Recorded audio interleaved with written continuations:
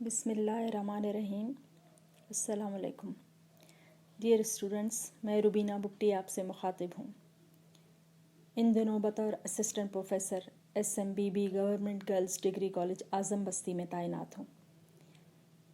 In video lectures کا انعقاد ان طلباء و طالبات کی سہولت کے لیے کیا گیا ہے جو ان دنوں کرونا وائرس کی وجہ سے گھروں میں محصور ہو کر رہ گئے ہیں۔ آج میں آپ کو فرسٹ ایئر اردو لازمی کے نصاب میں سے علامہ اقبال کی ایک نظم پڑھاؤں گی۔ سب سے پہلے نظم کی تعریف۔ اشعار کا ایسا مجموعہ جس میں کسی ایک خیال کو تسلسل سے بیان کیا جائے اسے نظم کہتے ہیں۔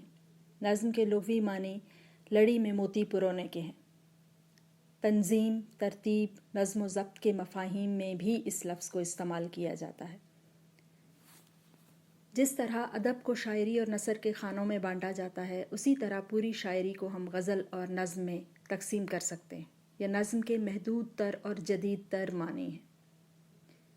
نظم اور غزل میں نمایاں ترین فرق وحدت تاثر کا ہے، یعنی غزل کے ہر شعر کا موضوع الگ ہوتا ہے، لیکن نظم میں شروع سے لے کر آخر تک ایک ہی موضوع کو بیان کیا جاتا ہے۔ نظم میں ایک مرکزی خیال کا ہونا بھی ضروری ہے۔ اب میں علامہ اقبال کا تعارف، اگرچہ علامہ اقبال کے تعارف کے حوالے سے یہ کہ آپ اپنا تعارف ہوا بہار کی ہے۔ شاعر کی حیثیت سے علامہ اقبال کا مرتبہ بہت بلند ہے۔ ان کا کلام محض وعظ نہیں بلکہ اس میں ادبی حسن اور شعریت بھی ہے۔ انہوں نے غزل، رباعی، قطع، مثنوی، مسدس، نظمیں سبھی کچھ لکھے اور ہر صنف کو انتہائی کامیابی کے ساتھ نبھایا۔ اپنے خیالات کے اظہار کے لیے انہوں نے نئے نئے سانچے تیار کیے، نادر تشبیہات، لطیف استعارات اور اچھوتی تراکیب استعمال کی۔ کلام میں شاعرانہ موسیقی، لفظی جادوگری اور اعجاز و اختصار سے کام لیا، اور اس طرح چھوٹے چھوٹے لفظوں میں معنی کے خزانے چھپا کر رکھ دیے۔ علامہ اقبال کی شاعری میں ایک درس، ایک پیام اور ایک دعوت فکر و عمل بھی ہے، اور زبان کا سارا حسن اور طرز ادا کی تمام تر دلکشی اور رعنائی بھی موجود ہے۔ اب ہم درسی انتخاب کی طرف آتے ہیں۔ ان کی نظم روح ارضی آدم کا استقبال کرتی ہے۔ یہ نظم الہیاتی موضوع پر ہے۔ الہیاتی موضوع ایسا موضوع کہ جس میں اللہ تعالیٰ کی ذات اور مذہب کے حوالے سے بحث کی جائے۔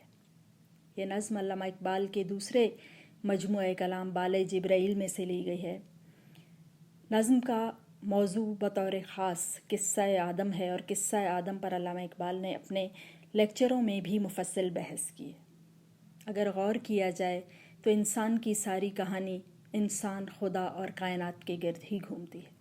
اس نظم میں بھی یہی کچھ بیان کیا گیا ہے۔ یہ نظم انسانی شخصیت کی عظمت اور اس کے خلافت عرضی کے مستحق ہونے کا اعتراف ہے۔ آدم علیہ السلام جنت سے رخصت ہوئے تو فرشتوں نے ان کے فطری کمالات کے گن گائے تھے۔ اب زمین کی روح ان کا خیر مقدم کرتی ہے۔ وہ بھی آدم کی عظمت و برتری کے اعتراف میں فرشتوں سے پیچھے نہیں، لیکن ساتھ ساتھ یہ بھی بتاتی جاتی ہے کہ دنیا میں اس کے لیے جد و جہد کے کیسے کیسے مرحلے پیش آنے والے ہیں۔ کھول آنکھ، زمین دیکھ، فلک دیکھ، فضا دیکھ، مشرق سے ابھرتے ہوئے سورج کو ذرا دیکھ، اس جلوہ بے پردہ کو پردوں میں چھپا دیکھ، ایام جدائی کے ستم دیکھ، جفا دیکھ، بےتاب نہ ہو معرکہ بیم و رجا دیکھ۔ زمین کی روح کا خطاب آدم سے اس وقت شروع ہوتا ہے جب اس میں شعور بیدار ہوا تھا۔ روح کہتی ہے، انسان آنکھیں کھول، یہ تیرے سامنے زمین ہے، آسمان ہے، فضا ہے، ان پر نظر ڈال۔ یہ دیکھ، مشرق کی جانب سورج طلوع ہو رہا ہے اور یہ نظارہ قابل دید۔ یہ جتنے نظارے تیرے سامنے ہیں، ان سب پر نظر ڈالتے ہی تجھ میں اس پاک ذات کا احساس پیدا ہوگا کہ جس نے یہ سب کچھ بنایا۔ تو ان نظاروں کے پردے میں اسی کا جلوہ بے پردہ ہے۔ تو محبوب حقیقی سے جدا ہو چکا، یہ زندگی تیرے لیے جدائی کا زمانہ ہے۔ اس میں تجھے ظلم و ستم کا تختہ مشق بننا پڑے گا۔ یہ منزل بے قراری سے طے نہیں ہو سکتی کہ بے قراری کے باعث منزل اور زیادہ دور ہو جاتی ہے۔ تجھے صبر سے کام لے کر خوف اور امید، معرکہ بیم و رجا سے مراد ہے خوف اور امید کی جنگ۔ یہ جنگ تجھے لڑنی ہوگی انتہائی صبر کے ساتھ اور ہمت کے ساتھ، کہ اس کے بغیر چارہ نہیں۔ ہیں تیرے تصرف میں یہ بادل، یہ گھٹائیں، یہ گنبد افلاک، یہ خاموش فضائیں، یہ کوہ، یہ صحرا، یہ سمندر، یہ ہوائیں، تھیں پیش نظر کل تو فرشتوں کی ادائیں، آئینہ ایام میں آج اپنی ادا دیکھ۔ اے انسان پریشان نہ ہو کہ کائنات کی یہ بساط تیرے لیے بچھائی گئی ہے۔ اللہ تعالیٰ فرماتا ہے کہ زمین میں جو کچھ ہے وہ ہم نے تمہارے لیے مسخر کر دیا اور تجھے اس پر اختیارات بھی سونپ دیے گئے ہیں۔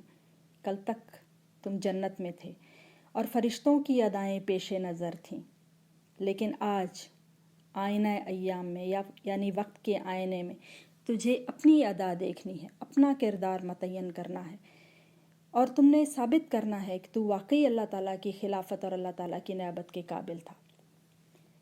سمجھے گا زمانہ تیری آنکھوں کے اشارے، دیکھیں گے تجھے دور سے گردوں کے ستارے، ناپید تیرے بحر تخیل کے کنارے، پہنچیں گے فلک تک تیری آہوں کے شرارے، تعمیر خودی کر اثر آہ رسا دیکھ۔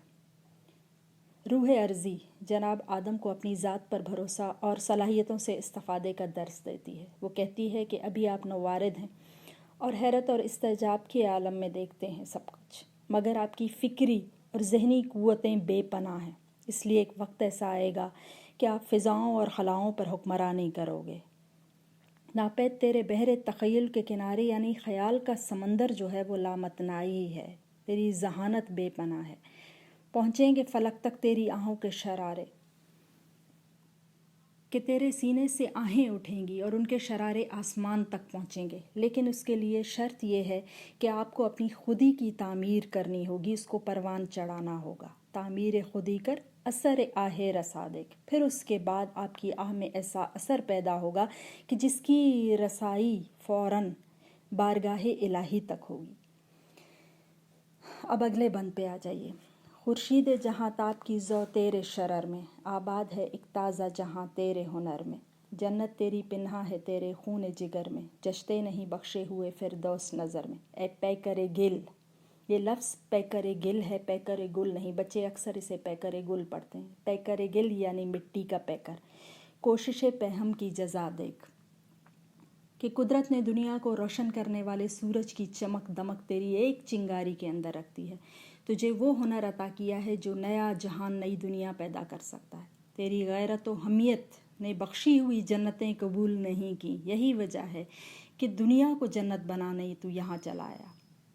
تیری محنت اور مشقت میں نئی جنت جو ہے وہ چھپی ہوئی ہے، وہ انسان کی جس کی منزل چاند مریخ اور پھر ستاروں سے آگے جہاں اور بھی ہیں، وہ انسان کے جسے اللہ تعالیٰ نے تاریکی کو نور میں بدلنے اور جنگلوں کو باغوں میں تبدیل کرنے کی صلاحیت دی ہے۔ یہی وجہ ہے کہ اس نے اللہ تعالیٰ کی بخشی ہوئی جنت پر قناعت نہیں کی، بلکہ اس دنیا میں اپنی صلاحیتیں منوانے چلا آیا تاکہ اس دنیا کو جنت نظیر بنائے، کیونکہ آپ کے اندر بے پناہ علمی، اخلاقی اور روحانی صلاحیتیں ہیں۔ یہی وجہ ہے کہ اس کی خودی جو ہے، انسان کی خودی اس مقام تک پہنچتی ہے کہ وہ کہہ اٹھتا ہے کہ باغ بہشت سے مجھے حکم سفر دیا تھا کیوں، کار جہاں دراز ہے اب میرا انتظار کر۔ کہ ایک انسان ہی نہیں جو اللہ تعالیٰ سے محبت کرتا ہے، اللہ تعالیٰ بھی اپنی مخلوق سے بے تحاشا بے پناہ محبت کرتا ہے اور وہ منتظر ہے اس کی واپسی کا۔ اگلے بند پہ، آخری بند پہ آ جائیے۔ نالندہ تیرے عود کا ہر تار ازل سے، تو جن سے محبت کا خریدار ازل سے، تو پیر صنم خانہ اسرار ازل سے، محنت کا شخوں ریز و کم آزار ازل سے، ہے راکب تقدیر جہاں تیری رضا دیکھ۔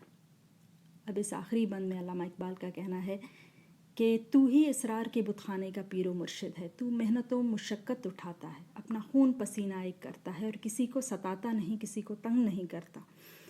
تیری ہی مرضی دنیا کی تقدیر پر سوار ہے، یعنی اس تقدیر کو چلا رہی ہے۔ تیرے ساز کا ہر تار دنیا کی پیدائش کے وقت سے نغمے گا رہا ہے، تو ہی عشق کی جنس کا خریدار ہے۔ آج انسان نے خلا کو اپنی تسخیر کا نصب العین بنا لیا ہے اور اس کی ہنر مندیوں کے کمالات واقعی میں ساری دنیا کے لیے باعث حیرت ہیں۔ اور اس کے بعد ہے راکب تقدیر یعنی تقدیر کے گھوڑے پر سواری کرنے والا، کہ تیری خودی اس مقام پر پہنچ جاتی ہے جب یہ ساری خوبیاں ایک مومن کے اندر پیدا ہو جاتی ہیں تو اس کی خودی اس مقام تک پہنچ جاتی ہے کہ پھر وہ کہہ اٹھتا ہے کہ خودی کو کر بلند اتنا کہ ہر تقدیر سے پہلے خدا بندے سے خود پوچھے بتا تیری رضا کیا۔ تو بچوں، اس نظم کا مرکزی خیال یہی ہے کہ علامہ اقبال کی نظم کے اس درسی انتخاب میں اس حقیقت کو واضح کیا گیا ہے کہ کائنات کی تخلیق ہی انسان کے اعزاز میں کی گئی ہے۔ یہ کرۂ ارض اور اسے وابستہ تمام تر تخلیقات انسان کے استقبال میں سرگرم عمل ہیں اور اس کی خدمت میں مصروف کار ہیں۔ اللہ تعالیٰ نے انسان کو اشرف المخلوق کا منصب عطا کر کے اس کو بے شمار جسمانی اور روحانی ذہنی فکری صلاحیتوں سے سرفراز کیا ہے. بس اسے اپنے مقصد تخلیق سے روشناس ہونا ہے، اور اگر وہ اس سے روشناس ہو جائے تو پھر یہ نظم جو ہے وہ اس کی مزید ترقی کے لیے ایک محوری کردار ادا کر سکتی ہے. ضرورت صرف اس امر کی ہے کہ ہم علامہ اقبال کے کلام کو اس کے فکری اور عملی تناظر میں دیکھنے کی کوشش کریں اور اشرف المخلوق ہونے کا عملی ثبوت پیش کریں تو بلا شبہ ہر عہد اور ہر دور میں روح ارضی آدم کا استقبال کرتی ہوئی نظر آئے گی. یہ ہو گئی علامہ اقبال کی نظم. اب اس موضوع کے انتخاب کی صورت میں آپ کے 3 سوالات کا احاطہ ہو گیا ہے. جیسے کہ ایک سوال آپ کے امتحان میں آتا ہے کہ نظم کی تعریف کیجیے، وہ میں نے آپ کو بتا دی. اور دوسرا سوال آتا ہے کہ نظم کے کسی ایک بند کی تشریح کیجیے، اس کی وضاحت بھی ہو گئی. اور تیسرا سوال یہ آتا ہے کہ اس نظم کا مرکزی خیال بیان کیجیے. تو اسی وضاحت یا اسی تشریح کو جب آپ مختصر کریں گی تو وہ آپ کا مرکزی خیال ہو جائے گا.